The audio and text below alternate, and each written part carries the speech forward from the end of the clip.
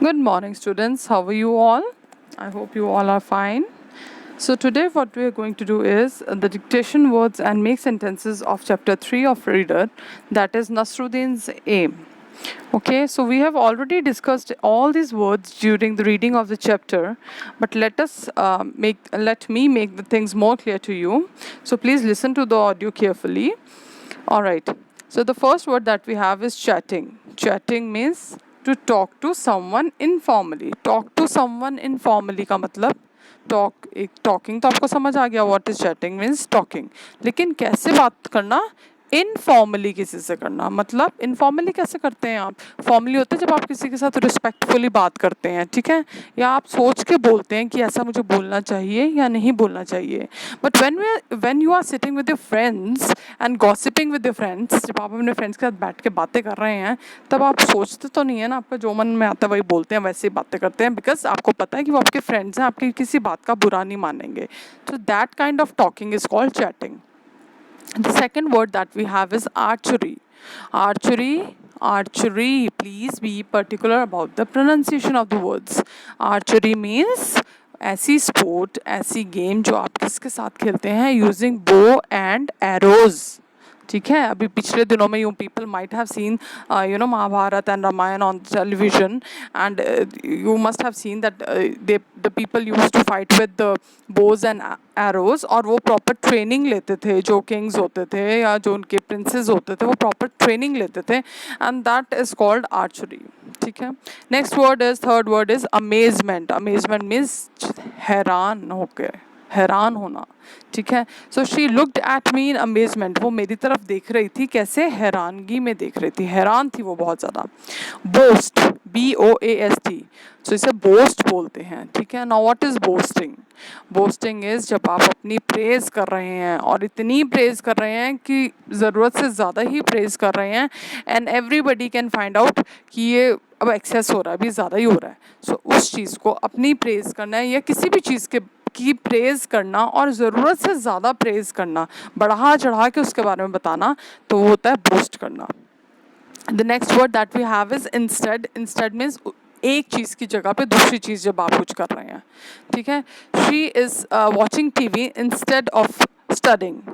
ठीक है वो पढ़ने की बजाय क्या कर रही है TV देख रही है. And the sixth word is defend. Defend means अपने आप को बचाना. How to save yourself, like how to defend. Like suppose your mama is going to give you a tight slap and what you do आप अपने face के आगे जल्दी से अपना हाथ रख लेते हैं या आर्म्स रख लेते हैं ताकि मम्मा की स्लैप लगे नहीं चीक्स पे. So what are you doing you are trying to defend yourself from the slap. अपने आप को बचाने की कोशिश कर रहे हैं स्लैप पे से. ठीक है next word is triumphantly. Triumphantly means it is an adverb. ठीक है एडवर्ब है. ट्रायम्फेंटली का मतलब होता है suppose I have won a match. I was playing a match and I have won that. मैं कोई मैच खेल रही थी और मैं जीत गई हूँ. अब now I have that feeling you know when you win something. आप कहीं जीत जाते हैं या बहुत अच्छा परफॉर्म करते हैं आपको बहुत खुशी होती है ना. और उस खुशी को जब आप एक्सप्रेस करते हैं और सबको बताते हैं that feeling that way of expressing your happiness is called triumphantly. ठीक है suppose I am taking the example again. I have won a match. मैं एक मैच खेला और मैं जीत गई और अब मैं obviously I am very happy because I have one the match. और वो जो मेरी हैप्पीनेस है जो मेरी खुशी है मैच जीतने की उसको मैं सबको बता रही हूँ कि वाओ हम मैच जीत गए हैं. सो आई एम टेलिंग एवरीवन ट्रायम्फेंटली. ठीक है तो that is the feeling of joy when you win something, that is called triumphantly. Next word is arithmetic. Arithmetic is something related to your maths. When you will grow up आप बड़ी classes में जाएंगे then you will come to know arithmetic is it is a part of maths. maths में जो calculations करते हैं उसी का एक चीज़ उसी से related एक type होती है arithmetic. beneath. beneath means किसी चीज़ के नीचे होना. ठीक है beneath means किसी चीज़ के नीचे होना that is called beneath. boundary. boundary you must be knowing boundary क्या होता है. There is a boundary around the cricket ground, ground के आसपास बाउंड्री लगी हुई है। बाउंड्री मीन्स कि उसके जो सारे कॉर्नर्स हैं उसके आसपास जो होती है दैट इज कॉल्ड बाउंड्री, ठीक है। Next is immediately. इमीडिएटली क्या होता है, फटाफट से, जल्दी से, इमीडिएट, इमीडिएट मीन्स जल्दी, ठीक है। And immediately means again it is an adverb, immediately means जल्दी से जब आप कोई काम करते हैं तो उससे बोलते हैं I have done this immediately. And the last word is bravery. This word we have done. And can you tell me the kind of noun, or what kind of noun is it? Yes, we have already done this word so many times when we were doing that kinds of noun. And bravery is an abstract noun. जिन बच्चों ने अच्छे से समझा था उन्हें याद होगा। Bravery means बहादुरता, बहादुर होके जब आप कोई काम करते हैं, with bravery करते हैं, that is bravery. All right. So next we'll come to make sentences. Coming to the make sentences, the first word that we have is aim. Aim तो वर्ड हमारा सबसे पहले आ रहा है इसमें, है ना, चैप्टर में, इवन इसके नेम में ही आ रहा है, नसरुद्दीन एम। सो मैंने बताया था एम एज नाउन होता है निशाना, टारगेट, जिस पे आपने वो अपना निशाना जिस पे लगाना है, ठीक है। मैं अगर आपने अगर डार्ट्स खेले हों कभी, डार्ट्स होते हैं with a magnet and a board, और आपको दूर से उसे फेंकना होता है तो मैग्नेटिक बोर्ड पे जाके वो पेस्ट हो जाते हैं। सो वो जहाँ जाके हमारा निशाना लगना है उस चीज़ को भी हम क्या बोलते हैं, एम बोलते हैं। So that is a noun.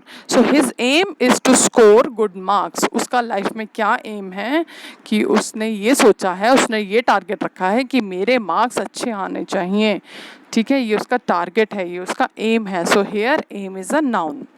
Not second is again aim as verb. अब मैंने आपको पहले भी बताया था, I have told you every time we do make sentences I tell you the same thing. Verb जब कोई चीज़ हो जाती है तब वो एक्शन हो रहा होता है। सो उसके साथ कर रहा है, हो रहा है, जा रहा है वर्ड आता है मोस्टली, ठीक है, क्या किया था, इस तरह के वर्ड्स आते हैं। And secondly I have told you कि वर्ब के साथ हम second form of the verb use कर सकते हैं, उसके बाद आईएनजी भी लगा सकते हैं। अगर आप किसी वर्ड के साथ ईडी यूज़ कर पा रहे हैं दैट मीन्स आपका sentence as a verb, as जो वर्ड है वो एज अ वर्ब यूज़ हो रहा है। सो एम एज नाउन तो हो गया निशाना जिस पे हमने हिट करना है, ठीक है। लेकिन जब मैं निशाना लगा रही हूँ, ठीक है, मैंने बो लिया, एरो लिया, और मैं उस पर एरो को जब बो पे लगाया और निशाना लगा के देख रही हूँ, देखा है ना आपने टीवी में, वो एक आंख बंद करके and they you know see at the target, और वो क्या कर रहे हैं, एम कर रहे हैं, निशाना लगा रहे हैं, एक्शन कर रहे हैं। So that will be a verb. They aimed a missile at the enemy. उन्होंने एक मिसाइल जो थी वो एनिमी पे, दुश्मन पे एम की, यानी कि उसकी तरफ उसका निशाना लगाया। निशाने के साथ वर्ड क्या आ रहा है, लगाया। सो अब यहाँ पे वर्ड क्या बन गया हमारा, वर्ब बन गया। Next word that we have is show. Show as noun. Show क्या होते हैं, हम टीवी पे शोज देखते हैं ना, है ना, या हम कहीं पे शो देखने जाते हैं, मूवी का शो देखते हैं। So that is a noun. We all enjoyed the show. Show means programme, कोई प्रोग्राम जो होता है उसको हम शो बोलते हैं। लेकिन बी पर्टिकुलर कि आपने जब शो का एज अ नाउन यूज़ करना है, आप मैजिक शो, टीवी शो, है ना, ये नहीं यूज़ करेंगे क्योंकि वो कंपाउंड वर्ड हो जाते हैं। आपका अकेला शो वर्ड आना चाहिए, साथ में मैजिक शो, टीवी शो नहीं आना चाहिए मेक सेंटेंसेस में। Now coming to the next word, show as verb. Verb means action word ना, ठीक है। मैं किसी को, I am showing my book to you, मैं अपनी बुक आपको दिखा रही हूँ, तो मैं यहाँ पे कौन सा एक्शन कर रही हूँ, दिखाने का एक्शन कर रही हूँ। So here show will be as verb. The little girl showed her toy to everyone. वो जो छोटी सी लड़की थी वो अपना जो टॉय था सबको दिखा रही थी, दिखाया उसने सबको, ठीक है। सो दिखाया मीन्स उसने कोई एक्शन किया। अब देखो यहाँ शो के साथ ईडी आ रहा है, यानी कि सेकेंड फॉर्म आ रही है। Third word that we have is guard. Guard as noun. Guard as noun. आपको पता है आपके जो गेट पे कई बार लोग खड़े होते हैं, या आप कहीं किसी बिल्डिंग में जाते हैं, वहाँ पे बाहर गार्ड खड़ा होता है, बोलते हैं ना गार्ड खड़ा हुआ है, तो वो गार्ड कौन हुआ, कोई पर्सन हुआ। That means name of a person, इसका मतलब वो क्या हो गया, noun. So the guard had a big rifle in his hand. अब guard word as a noun में एक पर्सन के लिए हम ये नाम यूज़ कर रहे हैं गार्ड, और हम बता रहे हैं कि जो गार्ड था उसके हाथ में क्या था, एक बड़ी सी राइफल थी। So here guard is a noun. Now अब गार्ड जो होता है वो काम क्या करता है, वो सेफ रखता है, गार्ड करता है। गार्ड करना मतलब सेफ रखना किसी चीज़ को। अब सेकंड, जब हम गार्ड कर रहे हैं किसी चीज़ को, then it becomes a verb. The gunman was guarding the house. अब यहाँ पे अब नाउन क्या हो गया हमारा, गनमैन। और गनमैन क्या एक्शन कर रहा है, वो घर को गार्ड कर रहा है। गार्ड करना मतलब नज़र रखना किसी चीज़ पे, ताकि कुछ गलत नहीं हो जाए। ठीक है, तो यहाँ पे गार्ड के साथ ing आ गया, दैट मीन्स यहाँ पे क्या है, वर्ब है। So next word is right.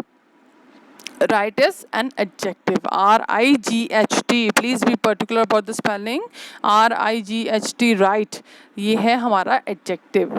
Her answer is right. उसका आंसर क्या है, कैसा है उसका आंसर, राइट है। So I have told you earlier, adjectives क्या होते हैं, एडजेक्टिव्स वो वर्ड्स होते हैं जो हमारे नाउन के बारे में हमें कुछ बताएं, चाहे उनकी क्वालिटी बताएं, चाहे नंबर बताएं, but they tell us something about the noun.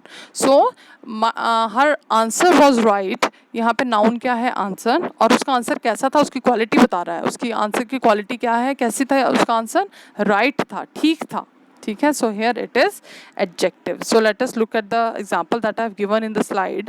She gave the right answer to the teacher. उसने टीचर को कैसा आंसर दिया, कैसा कैसा आंसर दिया, कैसा नाउन है ना आंसर, उसके लिए वर्ड यूज हो रहा है राइट आंसर दिया। So it is an adjective here.